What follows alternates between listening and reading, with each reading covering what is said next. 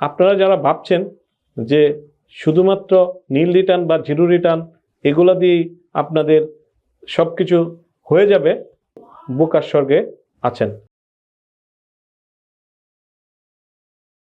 বিসমিল্লাহির রহমানির রহিম। সম্মানিত সুনাগরিক করদাতাবৃন্দ, আসসালামু আলাইকুম।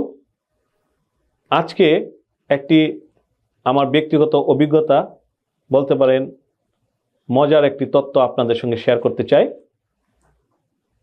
আমার চেম্বারে একজন ব্যক্তি আসলেন, ওনার টিএন গ্রহণ করেছেন প্রায় 2 বছর পূর্বে।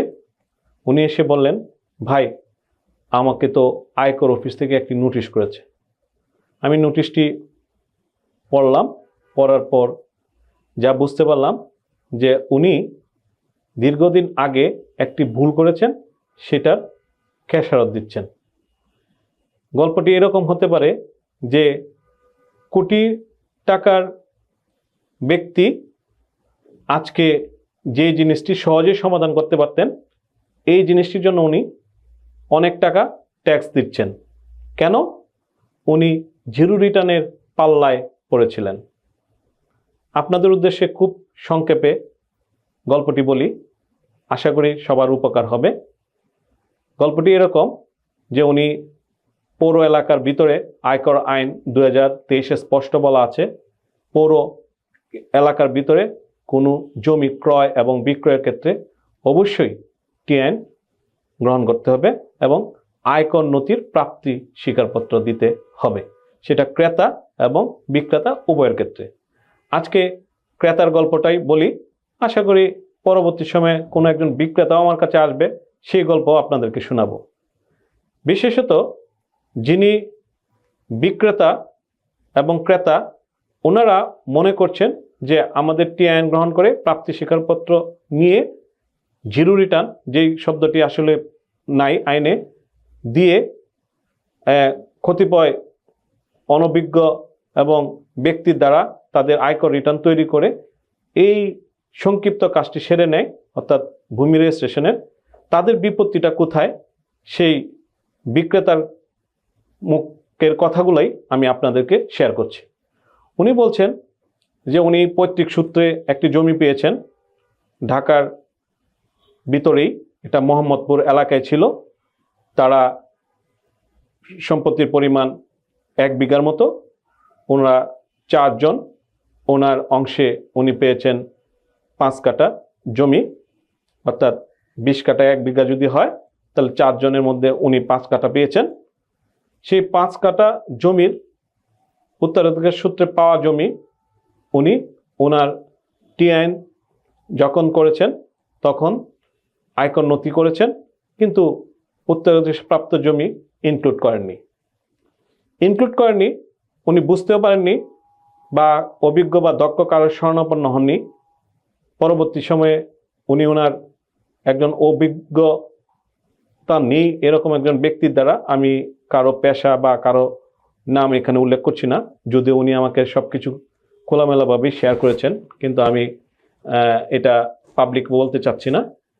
তার সাহায্য নিয়ে উনি একটি নীল রিটার্ন জমা দিয়েছেন, কোনো কিছুই প্রদর্শন করেননি। যথারীতি উনি সাব রেজিস্ট্রার সাহেবের সহায়তায় ভূমি রেজিস্ট্রেশন করে ফেলেছেন। তৎপরবর্তী সময়ে এখানে উনি অনেক বড় অঙ্কের একটি টাকা অর্জন করেছেন। এটা উপার্জন বলা যাবে না, অর্জন করেছেন, যে টাকাটা কোটি টাকারও উপরে, এবং এটার জন্য আসলে আইন অনুযায়ী কোনো কর দিতে হয় না। কিন্তু উনি বুঝতে পারেননি বলে ওনার যে সংকটটা হয়েছে, এটাই আমি বলছি আপনাদেরকে। উনি যেহেতু সম্পদটি ওখানে প্রদর্শন করেননি, অতএব এই সম্পদের টাকা ওনার নিজের বলে পরবর্তী সময়ে দাবি করারও কোনো সুযোগ নেই, বিশেষত আয়কর আইনে। যার ফলে উনি যে কাজটা করেছেন, এই টাকার একটি অংশ দিয়ে ব্যাংকে উনি রেখেছেন, এফডিআর সঞ্চয়পত্র করেছেন এবং একটি গাড়ি কিনেছেন, আর কিছু অংশ দিয়ে উনি নিজেও একটি ফ্ল্যাট ক্রয় করেছেন। আপনারা জানেন, ইতিমধ্যে অবহিত হয়েছেন যে জাতীয় রাজস্ব বোর্ড বিদ্যুৎ, গ্যাস, পানি ইত্যাদি কানেকশন নিতে গিয়ে আপনার অবশ্যই এনআইডি, টিএন এগুলো দেওয়ার একটি বাধ্যবাধকতা করে রেখেছে। সেই ক্ষেত্রে উনি ওনার ফ্ল্যাট প্রদর্শন করেছেন, এরকম না, উনি ফ্ল্যাটটি দেখাননি, যেরকমভাবে উনি ওনার উত্তরাধিকার সম্পদ দেখাননি। পরবর্তী সময়ে জাতীয় রাজস্ব বোর্ড ওনার সম্পদ, বিশেষত এখন সঞ্চয়পত্র এবং গাড়ি যার নামেই থাকুক না কেন, এটি জাতীয় রাজস্ব বোর্ড আবিষ্কার করতে পারেন। এটা আবিষ্কার হয়েছে, ওনাকে নোটিশ করেছে। উনি 2 বছর পর এই নোটিশ পাওয়ার পর বলা যায় আকাশ থেকে পড়লেন।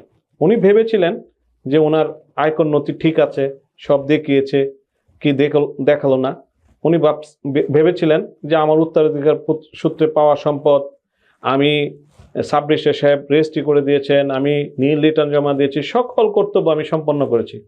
কিন্তু কর্তব্যর ভিতরে ওনার যে অভিজ্ঞতার অভাবের কারণে নিজের এবং যাকে দিয়ে করেছেন তার, সেটার ক্যাশারত অর্থাৎ কি হয়েছে, এই সঞ্চয়পত্র এবং গাড়ির মূল্য বাবদ যে ঘোষণা ছিল সেটাকে আয়কর আইন অনুযায়ী অন্তর্ভুক্ত করে একটি ট্যাক্স লায়াবিলিটিস তার পরিশোধ করার জন্য একটা দাবিনামা পেশ করেছে আয়কর বিভাগ।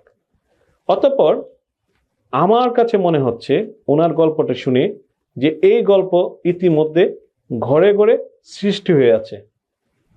ওনার কথা শোনার পর আমার মানবিকভাবেই আমি খুব কষ্ট পেয়েছি, এই মর্মে যে কত সহজ ছিল ওনার উত্তরাধিকার সূত্রে পাওয়া এই সম্পদকে নিয়ে একটু অভিজ্ঞতা এবং দক্ষতা পরিচয় দিয়ে আয়কর নথিটি তৈরি করলে ওনার 1 টাকাও কর পরিশোধ করার প্রয়োজনীয়তা ছিল না। অতএব আপনারা যারা ভাবছেন যে শুধুমাত্র নীল রিটার্ন বা জিরো রিটার্ন এগুলা দিয়েই আপনাদের সব কিছু হয়ে যাবে, তাহলে আপনারা এই ভাইয়ের কথা, যার কথা বর্ণনা করলাম, ওনার কথা অনুযায়ী এখনো বোকার স্বর্গে আছেন। আসলে বোকারা কখনোই স্বর্গ পায় না। এটা একটি বলার জন্য বলা। সবাই ভালো থাকুন, সুস্থ থাকুন। আজকে এই পর্যন্ত।